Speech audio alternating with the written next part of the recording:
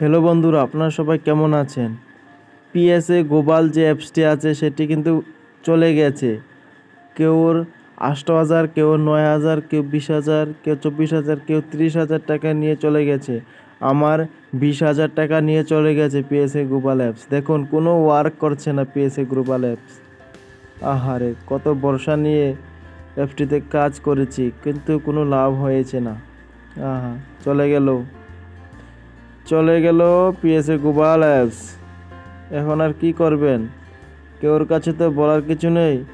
টেলিগ্রামে দেখুন, টেলিগ্রামে পিএসএ গ্লোবাল, পিএসএ সব ডিলিট করে দিয়েছেন। দেখেন, পিএসএ স্নেহা ম্যাডামের গ্রুপ।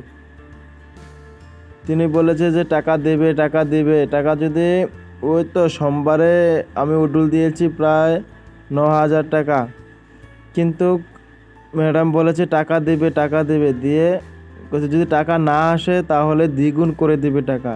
কইছে বুধবারে যে উডুল ফ্রি, কিন্তু আমরা বুধবারে উডুল দিয়েছি, কিন্তু উডুল আসেনি। বুধবারে এটাকে ভ্যান্ড করে দিয়েছে। এই যখন মোহাম্মদ আলী, ওনার সাথে আমার কথা হয়েছে। তারপরে আর কি দেখাবো বলেন আপনাদের? চলে গেল। আর এই যে ম্যাডামের গ্রুপ, দেখুন ওই দিন আমি উডুল দিয়েছিলাম সোমবারে, আমার ফ্রেন্ডে উডুল দিয়েছিল, কিন্তু ওনার টাকা ঢোকেনি অ্যাকাউন্টে। এর জন্য রিপোর্ট করেছি। উনি বলছে যে একজনকে রিপোর্ট মারলে উনি টাকা দেবে, 15,000 টাকা গিফট দেবে।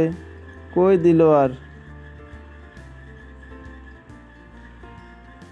অনেক কাজ করেছে অ্যাপসটির সাথে, গাদ্দারি করেছে আমাদের সাথে অ্যাপসটি।